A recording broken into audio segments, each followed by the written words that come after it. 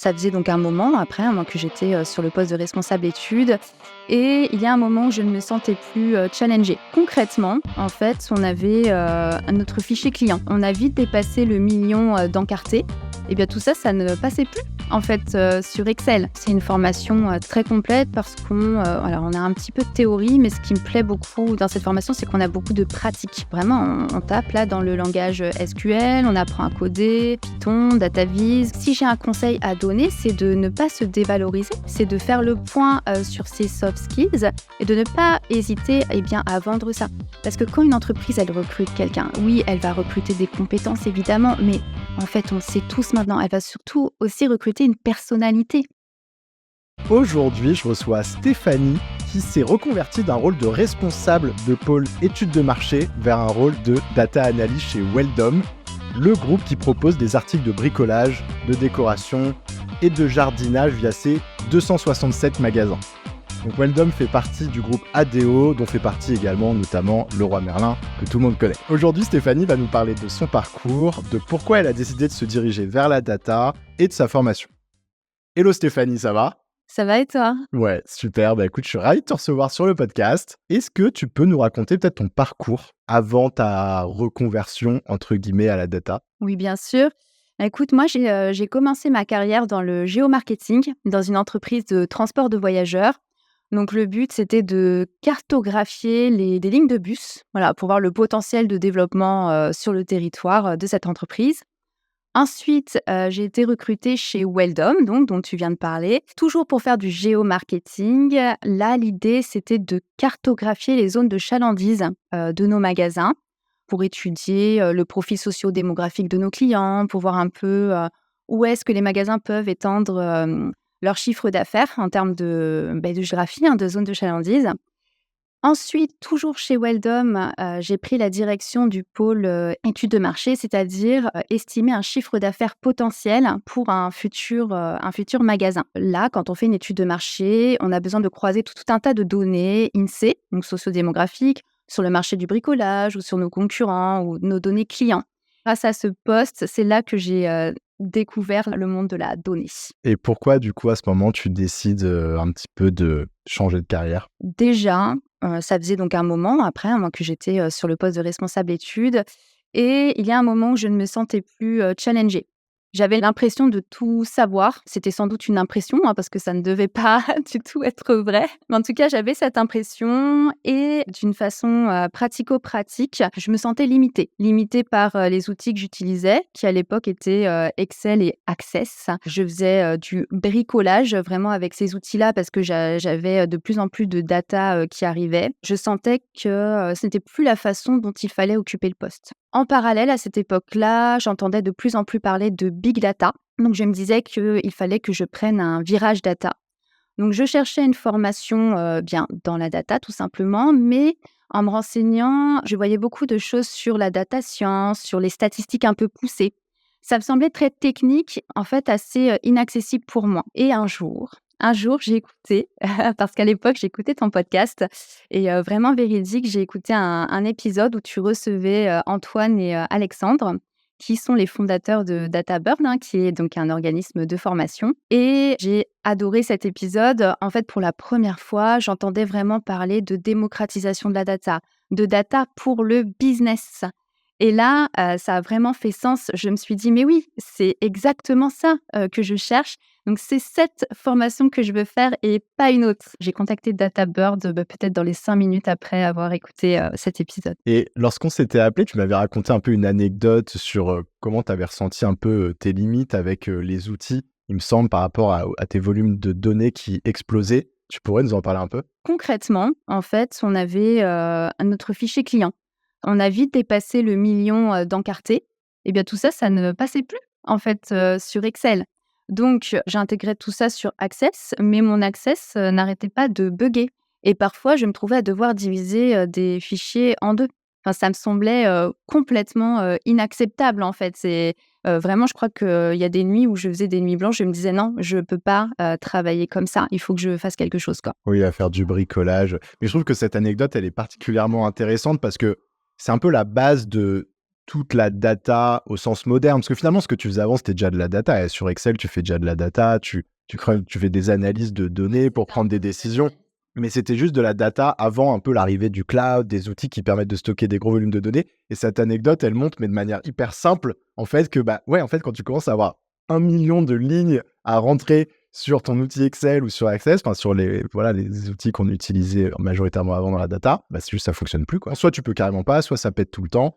Et d'où le fait de l'arrivée du cloud, le fait de stocker sur le cloud, etc. C'est pour ça que je voulais te faire rebondir un peu là-dessus. Et je reviens une seconde sur la formation. Curieux de savoir ce que tu en as pensé. Du coup, tu me racontes un petit peu ton expérience. Alors, moi, personnellement, Weldom m'a accompagnée dans cette formation, voilà, financièrement parlant, concrètement. Et du coup, j'ai fait la formation en part-time, en parallèle avec mon job.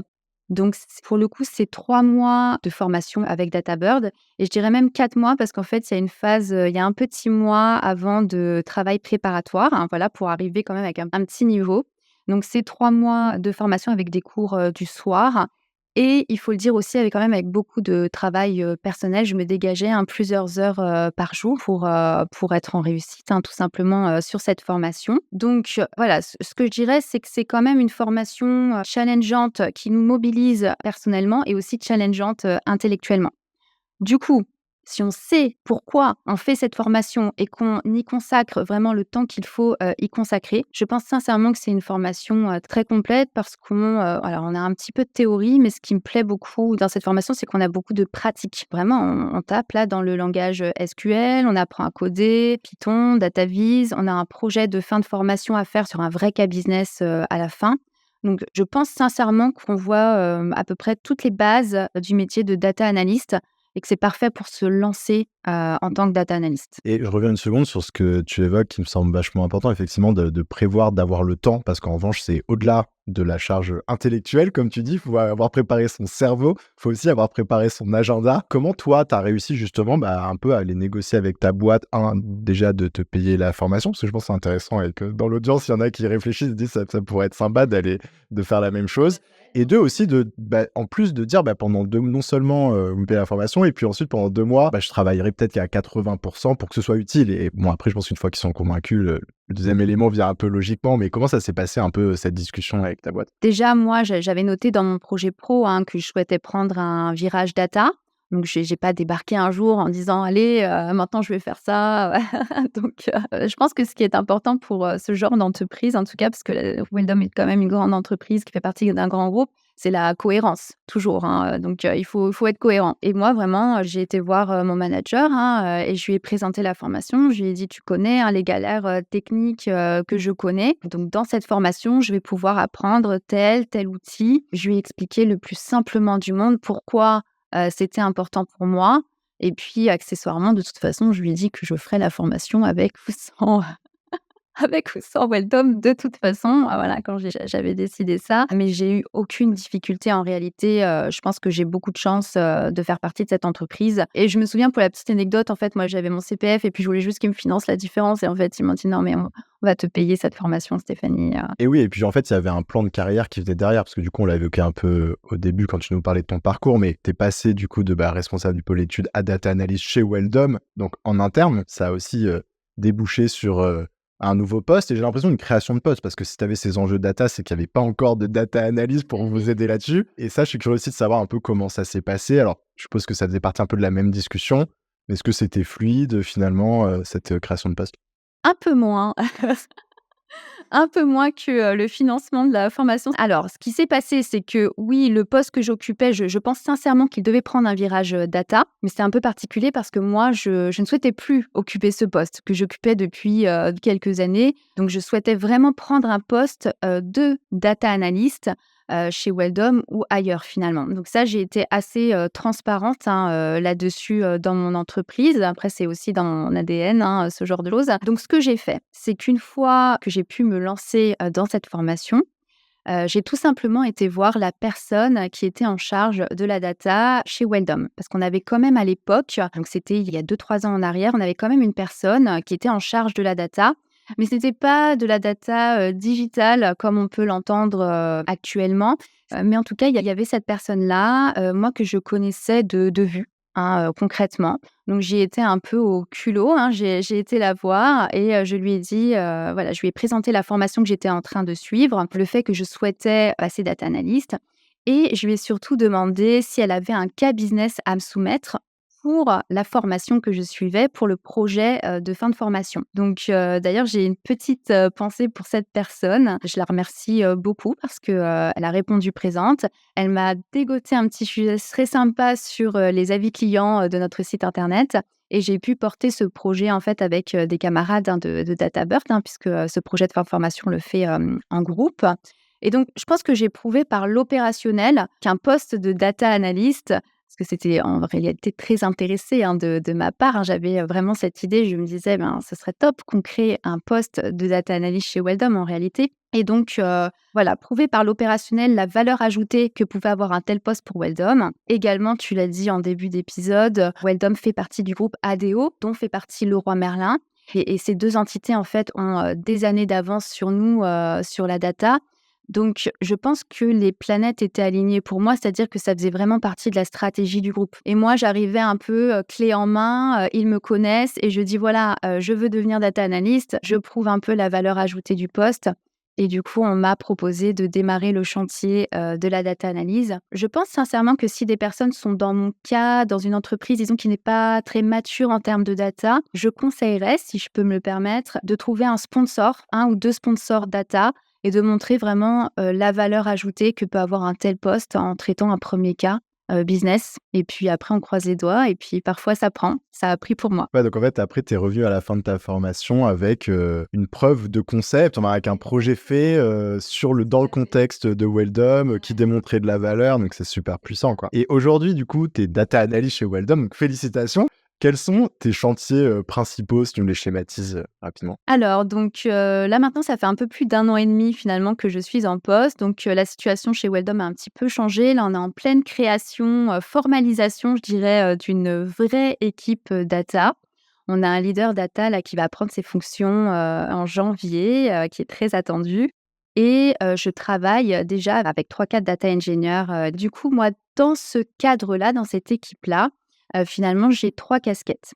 Alors, j'ai une première casquette, évidemment de data analyst, c'est-à-dire que tous les sujets de data analyst qui tombent, eh bien, sont pour moi.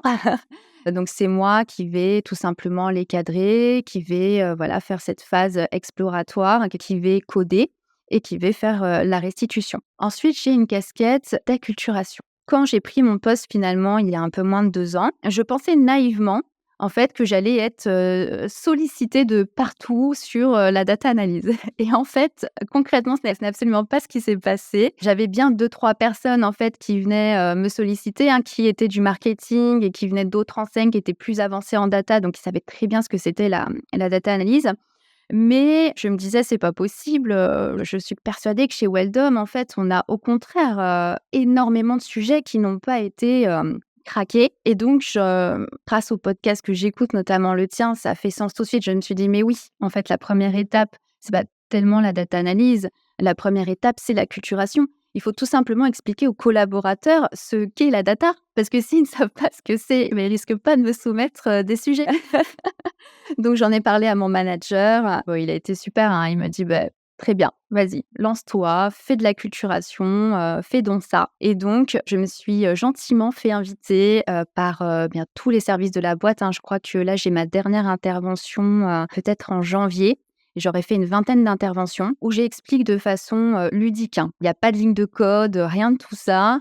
Le but, c'est pas du tout de faire peur, c'est d'expliquer, aux collaborateurs, et vraiment au plus de collaborateurs possible, hein, d'expliquer ce qu'est la data. Je leur montre des use case data, tout simplement pour, les inspirer et puis à chaque fois, on termine par de l'intelligence artificielle, c'est assez fun et ça ouvre, sur plein de débats pour qu'ils se rendent compte, en fait, que la data, finalement, c'est très large et que ce dont on entend parler actuellement, beaucoup de ChatGPT et cetera, c'est aussi, de la data, finalement. Donc j'ai cette casquette d'acculturation et c'est un chantier que j'affectionne et que je vais continuer Et du coup, la troisième casquette, c'est la casquette de data partner, business partner, voilà, on l'appelle comme on veut. C'est le fait vraiment de rencontrer chaque métier, chaque business, de faire un état des lieux, un peu de leur data et de monter un peu leur stratégie data, de se dire, voilà, quels sont les sujets là qui pourront sortir. Ça, je l'avoue, c'est un sujet que je n'ai pas eu le temps de trop craquer encore, puisque je suis toute seule actuellement en analyse. Donc, en fait, j'attends concrètement que les sujets viennent à moi. Mais justement, avec l'arrivée de ce leader data en janvier, je pense que c'est un sujet qu'on va mener à 2, donc j'ai hâte. Excellent. Bah, après, ça fait sens. Si là, tu es sur un espèce de roadshow d'acculturation, il faut déjà leur présenter la data avant d'essayer de leur fourrer un premier proof of concept dans la gorge. Mais après, c'est quelque chose, genre les premiers qui ont été acculturés, peut-être maintenant, vous allez pouvoir aller les voir pour leur proposer un premier projet. Mais super intéressant. C'est vachement intéressant de voir justement comment ça démarre dans une boîte en vrai. Quels sont les éléments, tu dirais, que tu as appris dans la formation qui t'ont été le plus utiles jusque-là Moi, je dirais que l'écosystème un peu théorique, je l'avais. Parce que ce projet de faire ce virage data, je l'avais depuis plusieurs mois en arrière. Donc, je m'étais vraiment beaucoup renseignée et je faisais déjà toute une veille. Donc ça, je l'avais. Ce que je n'avais pas, en revanche, c'est l'aspect pratique technique. Je savais qu'il fallait que j'apprenne à coder en langage SQL. Je savais qu'il fallait que j'apprenne le langage Python ou du langage R, la data viz. Bon, ça, la data viz, je m'étais plus ou moins auto-formée sur YouTube. Aujourd'hui, ça me semble un peu fou, mais je ne savais pas comment faire. Voilà. Et donc, DataBird, ça m'a vraiment lancée. C'est grâce à DataBird que j'ai appris à coder. Voilà, que j'ai écrit mes premières lignes de code. J'étais toute contente quand j'ai fait un case when ou un where, quand j'y pense. Mais la formation, ça a concrétisé tout ça, en fait. Excellent. C'est vachement intéressant, inspirant comme retour d'expérience. Tu as une recommandation de contenu que tu as trouvé adapté justement pour t'accompagner dans cette reconversion? Je passe énormément de temps, en fait, là-dessus. C'est presque un hobby pour moi et je pense que dans ce genre de métier, en fait, tout évolue tellement vite. Je suis persuadée que c'est indispensable dans le métier de faire ce genre de veille. Donc j'ai plein de contenus. Si je peux t'en citer quelques-uns, les podcasts, c'est mon support préféré. Je crois que j'en consomme en quantité industrielle. Mon préféré, c'est DataGen. Et c'est vrai, c'est vraiment vrai. C'est DataGen et j'aime beaucoup aussi Signaux Faibles. Signaux Faibles, c'est un podcast du média Siècle Digital et c'est quotidien. Donc voilà, un pur bonheur quotidien. Sur LinkedIn, j'aime bien suivre Asma Mala. Asma Mala, c'est une spécialiste des enjeux politiques et géopolitiques autour de la tech. Je la trouve vraiment passionnante. En ce qui concerne les bouquins, moi j'ai plein de bouquins de la data. D'ailleurs, j'en achète beaucoup et il faut que j'arrête parce qu'il faut que je lise en fait ceux que j'ai achetés. Mais s'il y en a un qui sort du lot, je dirais que c'est, alors là ça va être la quelques secondes féministes de l'épisode, c'est Femmes invisibles de Caroline Criado-Pérez. Donc, je me suis notée, voilà, comment le manque de données sur les femmes dessine un monde fait pour les hommes. En fait, elle donne de façon concrète des exemples où, en fait, on sait très bien que ce genre de métier dans la data est encore majoritairement occupé par des hommes, tout simplement. C'est un fait, c'est comme ça. Et du coup, elle montre comment, alors j'en suis persuadée de façon non intentionnelle, la plupart des tests statistiques vont être pensés et calibrés finalement pour les hommes. C'est vrai qu'on sait que le monde de demain va être complètement façonné par l'IA, par tous ces langages LLM, etc. Et moi, je le vois tous les jours parce que je fais beaucoup de veille sur ces sujets. Tous ces postes-là clés sont occupés la plupart par des hommes. Mais c'est comme ça, c'est pas de leur faute non plus. Mais n'empêche que c'est le monde de demain là qui est en train de se dessiner. Et j'espère sincèrement que les femmes sauront trouver en fait leur place. Et j'en suis persuadée. Mais c'est aujourd'hui en fait qu'il faut se réveiller et pas demain. Donc ce livre-là, ouais, je l'ai beaucoup apprécié. Et tu vois, c'est marrant que tu dis ça parce que sur DataGen, moi, pour le coup, je mets un gros effort. Malheureusement, tu vois, je suis obligé de mettre un effort pour essayer d'avoir le meilleur équilibre possible. Et j'ai pas refait le calcul récemment, mais je sais que je suis pas du tout à 50-50. Je pense que je dois faire partie, en tout cas, des premiers de la classe sur le sujet. Moi, je l'ai noté ça. Parce que je fais un gros effort. Ah ouais? Ouais, complètement, ouais. Mais tu vois, c'est vraiment un combat quotidien. C'est-à-dire que si je fais pas attention et que je prends juste un peu les boîtes et que je cherche le leader data ou la leader data dans les boîtes et que j'y vais random, je me retrouve avec 90% d'hommes, quoi. Bref, je ferme la parenthèse là-dessus. Qu'est-ce que tu aimes dans la data? J'aime l'aspect vraiment, transverse de la data. C'est fou, mais depuis que j'ai pris, ce poste de data analyst, j'ai l'impression d'avoir plus appris sur mon entreprise, qu'en 10 ans de chez Weldom. La data va vraiment toucher à tous les pans, tous les business de l'entreprise et donc je découvre comme ça des métiers, enfin, c'est vraiment passionnant. Ce que j'aime aussi dans la data, et ça, c'est mon côté très terre à terre, c'est que c'est vraiment, intangible. C'est qu'on va soumettre un cas business et bien sûr, on a toujours une idée un peu de ce qu'on va, trouver. Mais finalement, on a cette phase exploratoire et la phase de code et c'est comme si on allumait la lumière, en fait, sur, de l'obscurité. Du coup, ce que j'aime vraiment, c'est que ça impacte le business. Enfin, il y a de la valeur ajoutée à la data, c'est indiscutable. Quel conseil tu donnerais à quelqu'un qui souhaite, justement changer de carrière et se diriger vers la data? J'en vois 2. Je dirais, d'abord qu'il faut avoir un «plan data» entre guillemets.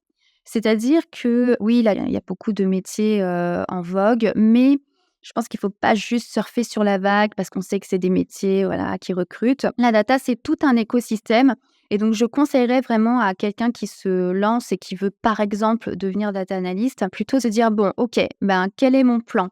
Je pense sincèrement que juste une formation, bootcamp telle que DataBird, bah, c'est oui, indispensable, hein, si on ne sait pas coder, hein, ça c'est clair qu'il va falloir trouver cette formation. Mais je pense que ce n'est pas suffisant. Moi, si je pouvais conseiller, je me dirais: «OK, il faut trouver cette formation-là et une fois qu'on l'a trouvée, il faut aussi se dire bien quelle veille on va faire, quel contenu on va suivre».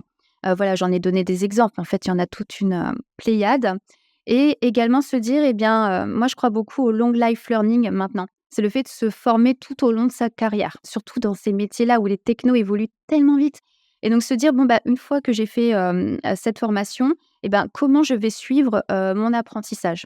Et un second conseil, parce que j'ai pas mal de personnes en fait, sur LinkedIn qui me contactent pour me demander un peu mon parcours et cetera et parfois, j'ai des personnes qui me disent qu'elles ne se sentent pas légitimes parce que voilà, face, aux personnes qui sortent de grandes écoles, ou qui vont, être ingénieurs, ce genre de choses.